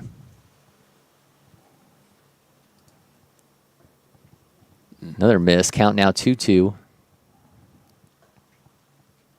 It almost seems like right now Dotson's setting up on the outside half, trying to get that strike call on the outside like he did early in this at-bat. But for Patty, I think it's about just getting something over the mound now, or over the plate, rather. Evans fouls that off to stay alive. Been a long at-bat here already for Evans. Working a pretty good one. See if Patty's resilient enough to win the battle, or if Evans' continued effort is going to pay off. Starting to lose some visibility with how bad it's coming down now. Really bad out there. feel for these guys, and especially these Georgia Jackets players who we mentioned from the offset, played in a game right before that. Weird throwback from Dotson. I think he lost his grip a little bit. But those Jackets players have been out there for a long time dealing with this weather. Yeah, as soon as this game is over, get home and dry off, towel dry off, clothes on. And do your own laundry. Tomorrow is Mother's Day. Don't put that on Mom to clean up your uniform. Well, luckily there's no dirt stains. Well, that's certainly part of it, yeah. Comes the payoff pitch. Evans ropes that into center field, and that is crushed, but hauled in for an out. Runner taking off, getting his way back to first base, and the throw is going to be late. Thought Evans might have made it pay off. That was a long at-bat that he just went through. But hard hit ball, 81-1 off his bat, but it is caught in center field for the out, hauled in by Hatcher Chandler. He had the first hit of this game, and now Riley Nix steps in. That's a tough play to make out there in the pouring rain, especially with the wind blowing like that. Good work to settle in and corral it. That is it, man. It's coming down bad out there now. One down here in the inning. Man, the wind is picking up now, and that one sails away from Patty. Yeah, we've had the rain pretty much all day, but not this wind. And this wind is really starting to pick up, and it's just, I mean, it looks like it's 8 o'clock at night right now. It's just absolutely pouring. Yeah. That's absolutely brutal for these guys. I feel so bad, especially for Georgia Jackets, but really for both teams that have just got to stick it out through this. I mean, if you're Georgia Jackets, you just want these 2 outs. Yeah. As long as Devine doesn't score, this game's over. If they get on the board, we're going to have to play another inning, and another one sails away, and runner's taking off for second. Get a grip. Yeah.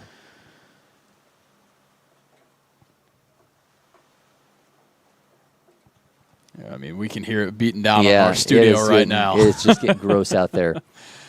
10 runs on 5 hits for Georgia Jackets in this one. 1 hit for Devine Baseball. I mean, at this point, dial down the velo and just throw something over the plate. Yeah, give your defense some something to work with here, and let's get this game rolling along.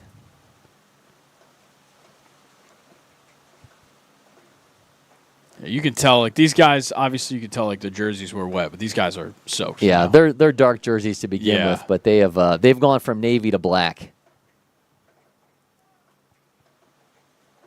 Patty misses again. He just can't hold on to the ball. I mean, you can't blame him. And this is, I go back to those conversations of, yes, you can play through almost any weather here because outside of thunder and lightning, you can get it done with these turf fields. Yeah. But it's when guys can't hold on to the baseball where you start to wonder at what point should you continue to play. Yeah. And Ethan Patty is having a hard time holding on to the baseball.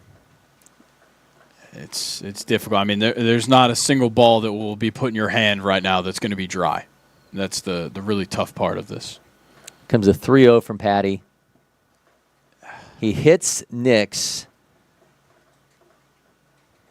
So another base runner with 1 out, and that'll bring up Colt Gendelsberger. Just impossible to get a grip. Ryan Williams going out to have a word with his crew. Looks like they might be making a pitching change, bringing the center fielder in. So we'll see if Hatcher Chandler takes over. One of those moments where maybe you look to a guy with bigger hands. Yeah, I know it's a thing like in football, especially. Just so they all go out there and say, "Let me see your hands," and they all start doing this deal. I mean, I would assume that would apply to baseball. It'd be easier to get a grip if your hand covers more of the baseball. It's just these are brutal conditions. It is so tough to make anything happen.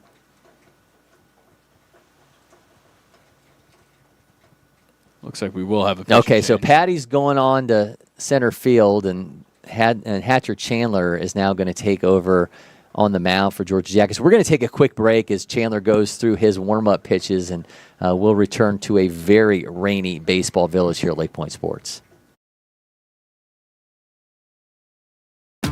The Windscreen Factory, more than just windscreen. We're a full-service sports facility contractor.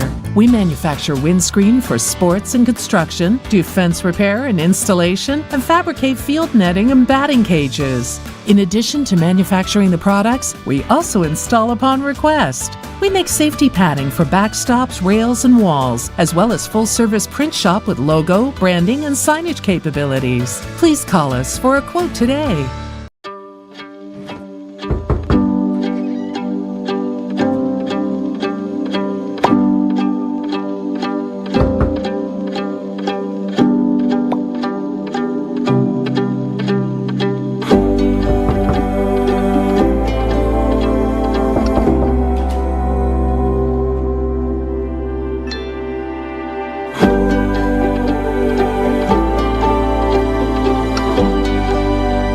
Not a swan. No.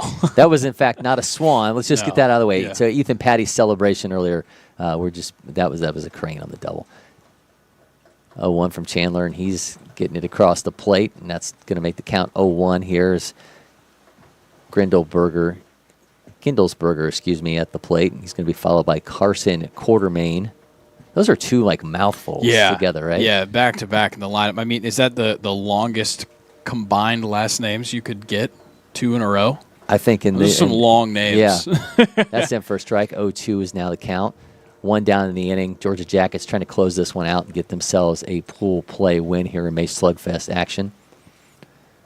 Been raining for most of this game, and the wind has certainly picked up here in the 5th inning. Swing and a miss. Gets a strikeout of Kindlesberger, and that's going to bring up Carson Quartermain. That is much needed right now to get that right there. So every game I try to find the guy whose name sounds most likely like an action hero, right? Mm-hmm. But Quartermain really I'm not sure if you're familiar with Alan Quartermain. Alan Quartermain was really the first action hero. H. Rider Haggard's novels, first published in 1885. He made 18 books in all. You ever seen the movie League of Extraordinary Gentlemen? With Sean Connery and So Sean Connery's character is Alan Quartermain. Gotcha.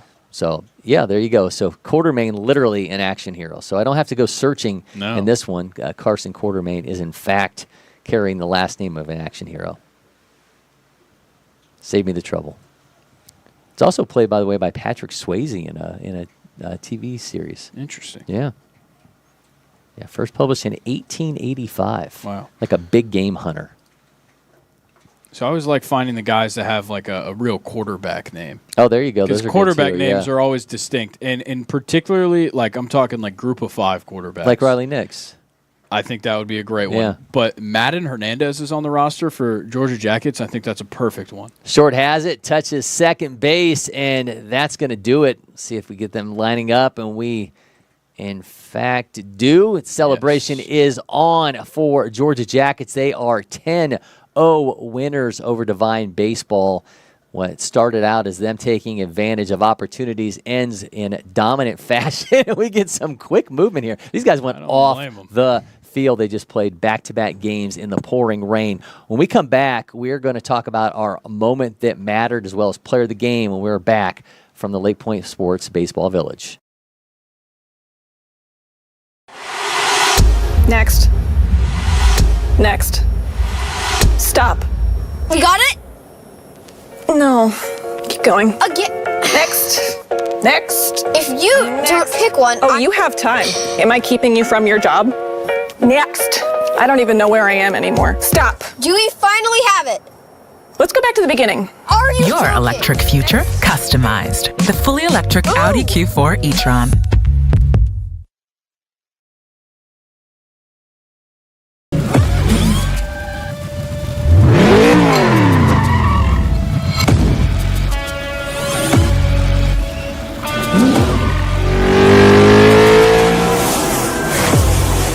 Making every second count. That is how I live. And this is how I hydrate. Body Armor Sport Water. Water for the athlete in all of us. This is ready to go online. Any questions? Yeah, I got one. How about the best network imaginable? Let's invent that. That's what we do here. Quick survey. Who wants their internet to work pretty much everywhere? And it needs to run smooth, like super smooth. Hey, should you be drinking that? It's decaf. Because we're busy women. We don't have time for lag or buffering. Who doesn't want internet that helps AI do your homework even faster? Come again? Sorry, what was that? Introducing the next generation 10G network, only from Xfinity. The future starts now.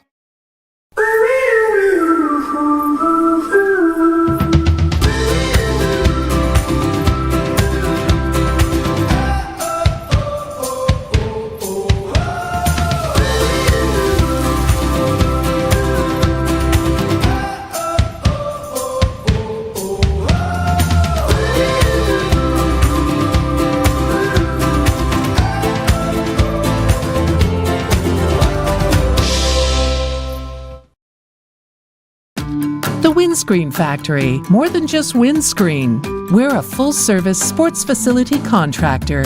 We manufacture windscreen for sports and construction, do fence repair and installation, and fabricate field netting and batting cages. In addition to manufacturing the products, we also install upon request. We make safety padding for backstops, rails, and walls, as well as full-service print shop with logo, branding, and signage capabilities. Please call us for a quote today. At Academy Sports and Outdoors, you'll always find more fun with great brands at the best prices. More of this, and this. So you can get together for a little of that, and a lot more of that. And even some of that, and that's good. Have more fun with great brands at the best prices. Only at Academy Sports and Outdoors.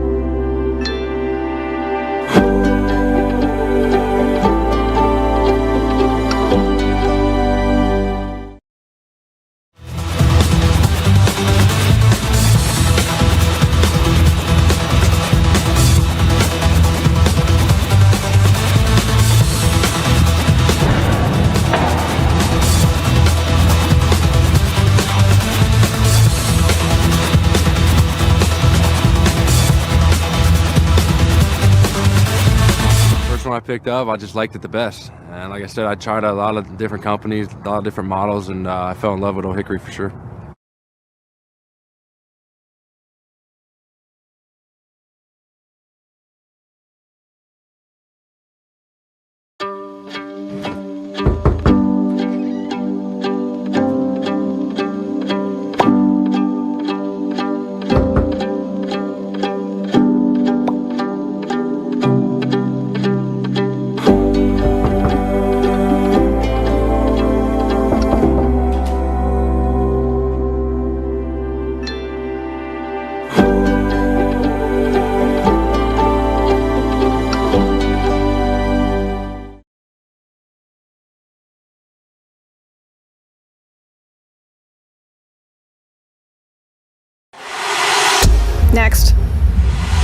Next. Stop. You got it? No. Keep going. Again. Next. If you don't pick one, you have time. Am I keeping you from your job? Next. I don't even know where I am anymore. Stop. Do we finally have it?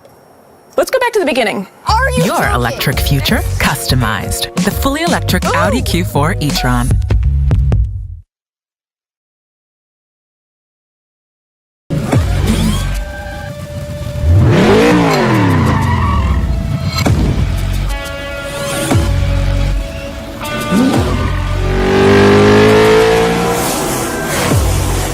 Making every second count. That is how I live. And this is how I hydrate. Body Armor Sport Water. Water for the athlete in all of us. This is ready to go online. Any questions? Yeah, I got one. How about the best network imaginable? Let's invent that. That's what we do here. Quick survey. Who wants their internet to work pretty much everywhere? And it needs to run smooth, like super smooth. Hey, should you be drinking that? It's decaf. Because we're busy women. We don't have time for lag or buffering. Who doesn't want internet that helps AI do your homework even faster? Come again? Sorry, what was that? Introducing the next generation 10G network, only from Xfinity. The future starts now. Welcome back to LakePoint Sports, a very rainy, dreary LakePoint Sports on this day, but some sunshine for Georgia Jackets, who are 10-0 winners over Devine baseball in our game of the day from the May Slugfest. Cory, McCartney, Grayson, Rosen with you. Now let's do our Aspen Hospitality. Excuse me, it's been a mouthful of a day for us, but let's do our Aspen Hospitality Group moment that mattered, and there were a number of them. Let's check out these great defensive plays. We saw some double plays, turn 3 of them in all. We'll get things started off here with Owen Drutro making a fantastic play out of short, and he's going to make the double play all by himself. The throw over to first base, our first entry, and here comes number 2. Some more great defensive work as Zeke Dotson finishes off the strike him out, throw him out, double play off the work from Tyler Chiancolo on the mound. And finally, here is Gavin Pinkrell with a awesome play at second base as he makes the catch and throws back over to first to get the double play. And so got to put this to you, Grayson. 3 great plays, 3 great options. What's our moment that mattered? I think I got to go with that third one from Gavin Pinkrell at second base. I mean, the sliding play in the rain, too, slide on the turf, make the catch, and then immediately fire over to first. It was a great play, and it was in a huge spot as well, trying to reduce the runs. Yeah, Gavin Pinkrell getting it done. Man, it's just some great defensive work altogether in this one. In a game in which it was hard to hold on to the baseball, hard to make plays, and saw some fantastic defensive work in this one. So turning our attention to player of the game, it took a while for Georgia Jackets, despite what the scoreboard said, to get that first hit of the game. It comes from Hatcher Chandler, but then Ethan Patty follows through, gets himself a 2-run double to make it a 7-0 lead for Georgia Jackets. I'm looking no further than Ethan Patty when it comes to player of the game. Yeah, it makes the most sense to me as well, and especially because he came out and pitched in this game as well, coming in relief and just holding it down. He didn't strike anybody out, but he did go through 1.1 innings, only gave up 1 walk, held himself together pretty well, and then when those conditions just got too bad, it just made sense to pull him. But Ethan Patty, huge to come out, second hit of the game is an RBI double that I think made it 5-0. So it was certainly a big moment for him and a big moment for Georgia Jackets. Ethan Patty, the Mount Perrin 2029, who will be here at the end of the summer for the junior feature games, is our player of the game. His Georgia Jackets win 10-0. They get 5 hits in total. Took advantage of a lot of free passes in this one. So you got to give hats off to Georgia Jackets. They bid their time. They got themselves a lead, and then they finally broke it open, getting 7 combined runs over the last 2 trips to the plate. Yeah, it was a fantastic offensive performance. They took their chances when they could. They tried to be aggressive when they could, but in the end of the day, they let it come to them, and they took what they were given, and that's how they got themselves 10 runs. Georgia Jackets are 10-0 winners. We'll be back next Saturday with coverage of the Southeast Super Select, which is part of the Windscreen Factory Spring Flex, one of our champions weekends across campus. So you won't want to miss that one, so make sure you're following LakePoint Sports on all of our social channels for tune-in information. Of course, we'll have these games for free for you on Facebook, X, and YouTube. Until next time, for Grayson, Rosen, Jack McCartney, and producers Maddie Bullock and Mason Monroe, I'm Cory McCartney, and for now, we're signing off from LakePoint Sports.